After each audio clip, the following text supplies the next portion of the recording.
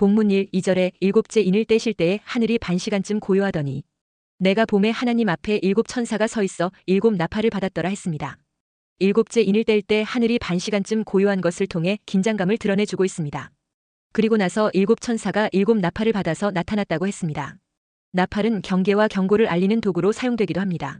성경에 나오는 선지자들은 하나님께서 주시는 경고의 말씀을 세상에 알리는 역할을 하는 자들입니다. 참된 선지자와 거짓 선지자의 차이점은 백성들과의 관계 형성에 있다고 볼 수 있습니다. 참된 선지자는 백성들에게 그저 평안과 축복을 선포함으로써 삭슬받는 관계에 있는 것이 아닙니다.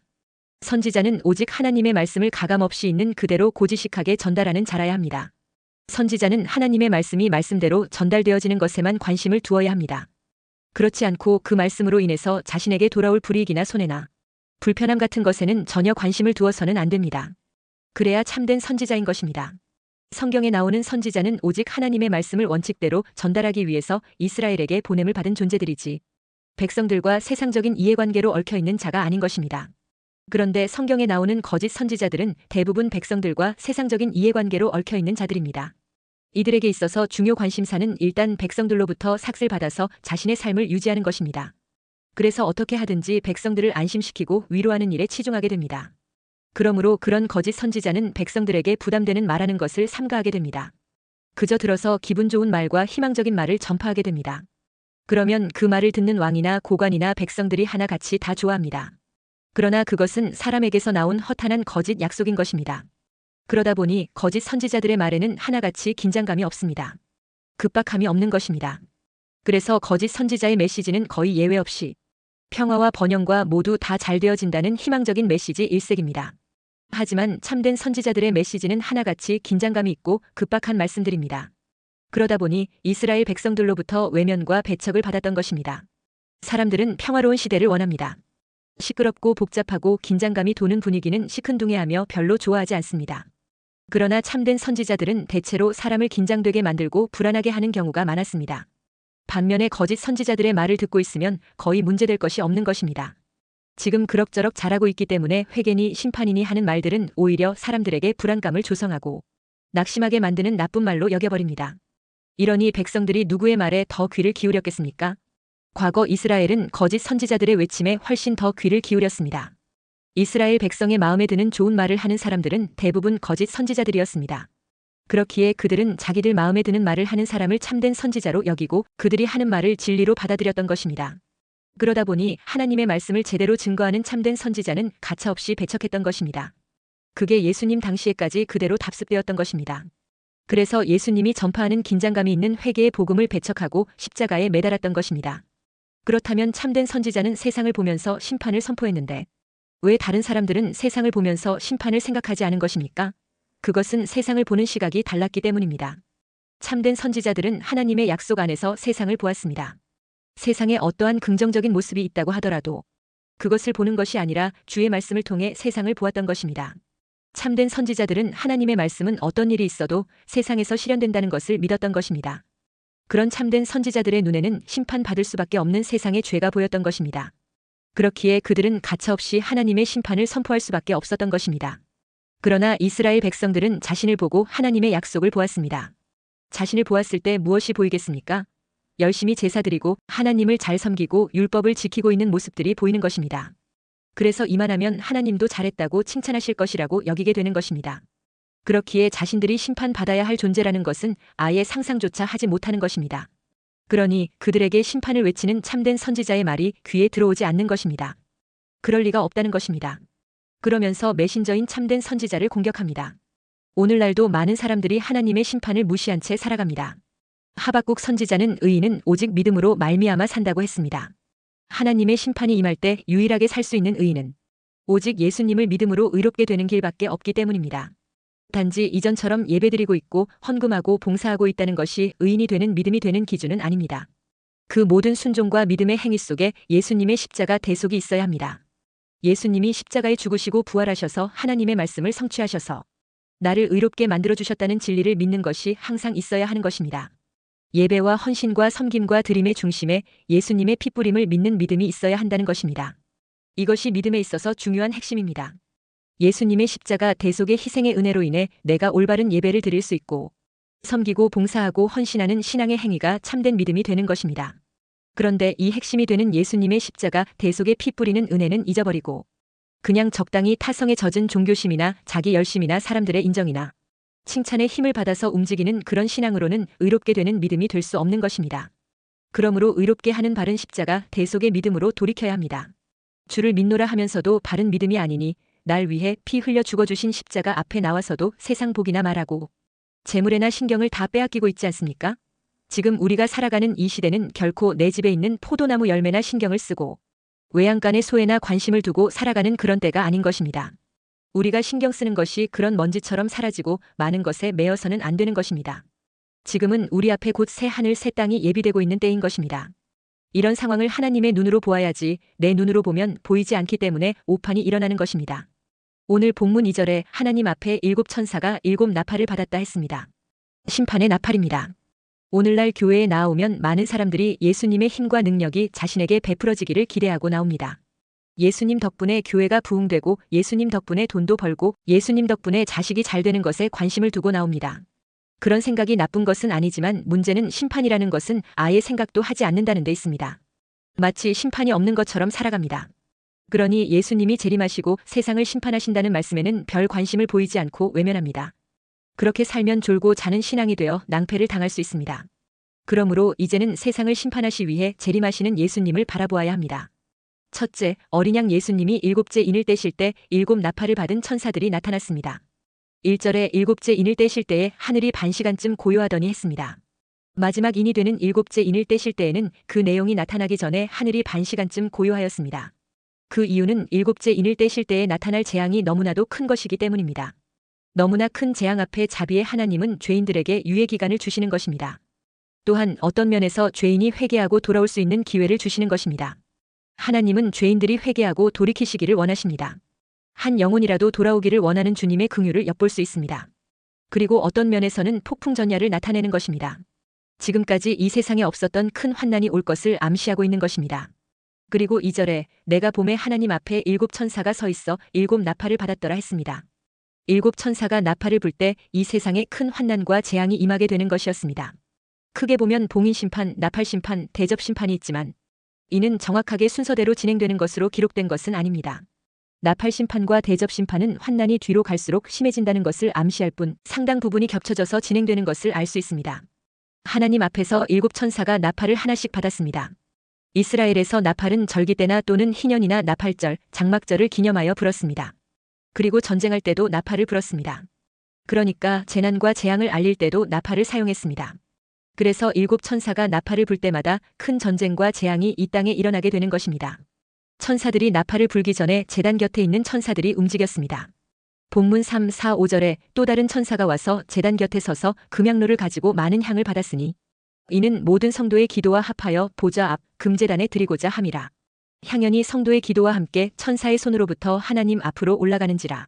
천사가 향로를 가지고 제단에 불을 담아다가 땅에 쏟음에 우레와 음성과 번개와 지진이 나더라 했습니다. 지금 여기 7나팔 사건과 성도들의 기도와는 관련이 있는 것으로 보입니다. 성도들의 기도가 담긴 향로에 단 위에 불을 담아다가 땅에 쏟을 때 뇌성과 음성과 번개와 지진이 난다 했습니다. 그런데 이 같은 일들은 종말의 심판과 관련이 있습니다. 그리고 우리의 기도가 어떻게 하나님의 보좌에까지 올라가는가에 대한 기도의 전달 과정을 영적으로 잘 보여주고 있습니다. 하나님의 제단 곁에는 성도들의 기도를 담는 금향로가 놓여 있습니다. 그리고 우리가 드리는 기도가 헛된 곳으로 메아리쳐 소멸되는 것이 아니라 금향로에 담겨진다는 것을 보여주고 있습니다.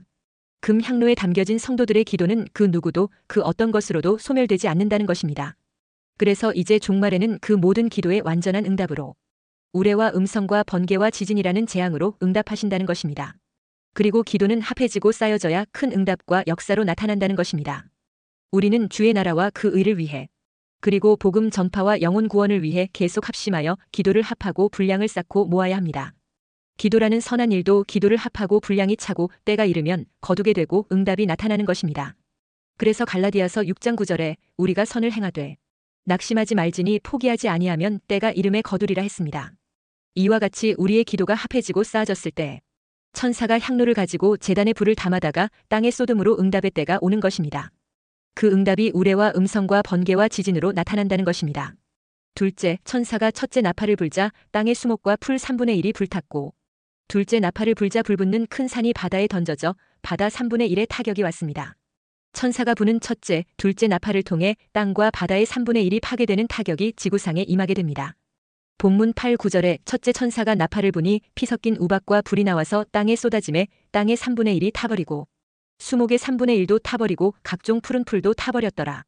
둘째 천사가 나팔을 부니 불붙는 큰 산과 같은 것이 바다에 던져짐에 바다의 3분의 1이 피가 되고 바다 가운데 생명 가진 피조물들의 3분의 1이 죽고 배들의 3분의 1이 깨지더라 했습니다. 첫 번째 나팔을 불고 난 후의 모습은 일단 문자적으로 보면 마치 전쟁과 같은 모습입니다. 오늘날 핵전쟁으로 일어나는 상황과 비슷한 모습으로 묘사되어 있습니다. 환난기 때에는 큰 전쟁이 일어나 이 무기가 사용될 수도 있습니다. 그래서 나라와 나라끼리 서로 피 튀기는 전쟁을 벌이게 되어 땅의 3분의 1이 다 타게 될 것입니다. 죽는 자도 많을 것이고 산 자도 산 것이 아니게 되는 것입니다.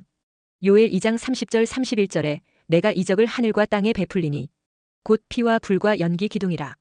여호와의 크고 두려운 날이 이르기 전에 해가 어두워지고 달이 핏빛같이 변하려니와 했습니다. 또한 둘째 천사가 나팔을 부니 불붙는 큰 산과 같은 것이 바다에 던져지니 바다의 3분의 1이 피가 되고 배들의 3분의 1이 깨진다고 했습니다. 해상에서 이루어지는 일입니다. 이것은 혹 전쟁으로 인해 나타나는 현상일 수도 있습니다. 불붙은 산처럼 보이는 큰 전함이나 항공모함 같은 것들이 공격을 당해 불에 타서 바다에 가라앉는 것으로 볼 수도 있습니다. 그러나 불붙는 큰 산과 같은 것을 정확하게 해석하는 것이 쉽지 않습니다. 아니면 우주로부터 오는 큰 유성이 바다와 충돌하여 그로 인해 바다가 뒤집혀지고 바다의 3분의 1이 피같이 될 수도 있을 것입니다. 이렇게 되면 바다 생물들 3분의 1이 죽고 배들도 당연히 깨어지게 되는 것입니다. 또 그 여파로 해일이 일어나 육지를 덮쳐 큰 피해를 입게 될 것입니다. 그리고 바다가 피가 되는 것은 적조 현상으로 설명이 가능합니다. 일반적인 적조 현상은 물의 온도가 올라갈 때 발생합니다. 적조 현상으로도 바다의 생명체가 떼죽음 당할 수 있습니다. 배가 파괴되는 것은 쓰나미로 설명이 가능합니다. 바다의 유성이 떨어질 때 엄청난 쓰나미가 발생할 수 있습니다. 만약 배가 파괴되는 것이 쓰나미 때문이라면 성경에 기록되지는 않았지만 해변 가까이 있는 마을들도 온전할 수 없습니다. 어느 바다에 떨어질지는 알 수 없지만 둘째 나팔 재앙 역시 두 짐승이 활동하는 지역이 될 수 있습니다. 이때는 대환난 후 3년 반이 시작되고 시간이 흐른 후가 될 것 같습니다. 이쯤 되면 이 세상은 엄청난 파괴로 사람들이 더욱 살기 어려워지게 될 것입니다. 셋째, 천사의 셋째 나팔에 쓴 쑥이라는 별이 강들에 떨어져 쓴물이 되고 천사의 넷째 나팔에 해달별 3분의 1이 타격을 받아 어두워지게 됩니다. 천사가 셋째 나팔을 불자 횃불같이 타는 큰 별이 하늘에서 강들에 떨어져 쓴물이 된다고 합니다. 11절에 셋째 천사가 나팔을 부니 횃불같이 타는 큰 별이 하늘에서 떨어져 강들의 3분의 1과 여러 물샘에 떨어지니 이 별 이름은 쓴 쑥이라. 물의 3분의 1이 쓴 쑥이 되매 그 물이 쓴 물이 되므로 많은 사람이 죽더라 했습니다. 여기서 횃불같이 타는 큰 별이 구체적으로 무엇인지 역시 정확히 아는 사람은 없습니다. 다만 그것이 재앙의 도구라는 것입니다. 여러 가지로 추측을 할 수는 있습니다. 혹자는 그것은 전쟁으로 사용된 생화학 무기일 수도 있겠다고 합니다. 그래서 사람들이 먹는 식수에까지 오염을 시키게 된다는 것입니다. 또 혹자는 앞에 8절에 있는 불붙는 큰 산과 같은 것 같이 큰 유성이 아니고 그것보다는 작은 여러 개의 유성들이 강들과 물샘에 떨어지는 것으로 보기도 합니다. 11절에 이 별 이름은 쓴 쑥이라 했습니다. 중동 지역에서는 쓴 풀을 쑥이라 말합니다. 이것이 강들과 물샘마다 유성들이 떨어져 물이 쓰게 되니 물을 못 먹게 된다는 것입니다. 사람의 생명을 유지하는데 중요한 역할을 하는 물을 사람들이 마실 수 없게 되는 것입니다. 그러니 그 고통이 클 수밖에 없습니다. 결국 사람들이 제대로 물을 먹지 못하여 많은 사람이 죽더라 했습니다. 또한 물의 오염으로 인하여 사람이 죽는 경우는 방사능 오염도 있습니다. 횃불같이 타는 큰 별을 핵탄두 미사일로 볼 수도 있습니다. 사도 요한은 환상을 보고 기록한 것이기 때문에 핵탄두 미사일을 횃불로 표현했을 가능성도 충분히 있다고 봅니다. 핵무기 사용은 여러 가지로 엄청난 오염과 재앙을 남기게 되어 사람들이 살아가기 힘든 환경이 되게 만드는 것입니다. 그런데 그런 끔찍한 무기를 요즘 겁도 없이 사용할 수도 있다면서 서로 얼음장을 놓고 시위하고 있습니다. 정사와 권세로 역사하는 사단의 역사는 각 나라의 정치 지도자들 마음에 들어가서 쓸데없이 지나치게 호전적인 사람으로 변질시키고 있는 것입니다. 그러므로 교회는 더욱 더 위에 있는 권세를 위해 기도해야 합니다. 그렇지 않으면 평안한 가운데 주를 섬기며 사는 것이 어려워지게 되는 것입니다. 그러나 만약 7년 환란 기간 중에 깨어 기도하며 거룩하게 자기를 지키며 기름 준비하는 성령의 사람들이 휴거되고 떠나가게 된다면 위에 있는 지도자를 위해 진정으로 간절히 기도하는 사람들이 사라지는 것입니다. 그러면 이 땅에는 엄청난 어두움이 임하고 정사와 권세를 가진 정치 지도자들 심령에 온갖 재앙의 영들이 들어가서 이 세상을 쑥대밭으로 만들어버리고 말 것입니다. 그러니 지구가 본격적으로 파괴되는 대재앙이 오기 전에 성도들을 휴거시키신다면 우리는 반드시 그 대열에 들어갈 수 있도록 지금부터 깨어서 거룩하게 단장하고 기름 준비된 성도가 되어야 할 것입니다. 그리고 천사가 넷째 나팔을 붑니다. 본문 12절에 넷째 천사가 나팔을 부니 해 3분의 1과 달 3분의 1과 별들의 3분의 1이 타격을 받아 그 3분의 1이 어두워지니 낮 3분의 1은 비추임이 없고 밤도 그러하더라 했습니다. 천사가 네 번째 나팔을 불자 하늘의 천체에 이상 현상이 생기는 재앙이 일어나게 됩니다. 해와 달과 별이 이상하게 됩니다. 예수님은 누가복음 21장 25절 26절에 이렇게 말씀했습니다. 1월 성신에는 징조가 있겠고 땅에서는 민족들이 바다와 파도의 성난 소리로 인하여 혼란한 중에 곤고하리라. 사람들이 세상에 임할 일을 생각하고 무서워함으로 기절하리니 이는 하늘의 권능들이 흔들리겠음이라 했습니다. 여섯째 인을 뗄 때에 일어나는 재앙과 유사합니다. 계시록 6장 12절 13절에 내가 보니 여섯째 인을 떼실 때에 큰 지진이 나며 해가 검은 털로 짠 상복같이 검어지고 달은 온통 피같이 되며 하늘의 별들이 무화과 나무가 대풍에 흔들려 설익은 열매가 떨어지는 것 같이 땅에 떨어지며 했습니다. 넷째 나팔 재앙으로 해, 달, 별이 각각 3분의 1이 어두워지더라 했습니다. 이것은 문자적으로 보면 산불이나 지진이나 화산으로 인한 화산재 같은 것이 대기권으로 올라가 그로 인해 빛이 가려지는 것으로 볼 수 있습니다. 이렇게 전쟁과 극심한 자연 파괴로 인해 사람들이 살기 힘들어지고 바다와 강들도 오염이 되니 생명을 가진 사람과 피조물들이 제대로 살아갈 수 없도록 생존의 위협을 받게 되는 것입니다. 본문 13절에 내가 또 보고 들으니 공중에 날아가는 독수리가 큰 소리로 이르되 땅에 사는 자들에게 화가 있으리니 이는 새 천사들이 불어야 할 나팔 소리가 남아있음이로다 하더라 했습니다. 여기 나오는 독수리는 천사를 가리킵니다. 아직도 앞으로 화가 3번 더 있을 것이라는 것입니다. 즉 3번의 나팔이 더 남아있음을 말하고 있습니다. 즉 5째, 6째, 7째 나팔이 부러질 때는 지금까지 일어난 재앙과 비교할 수 없을 정도로 어마어마한 큰 재앙이 기다리고 있다는 것입니다.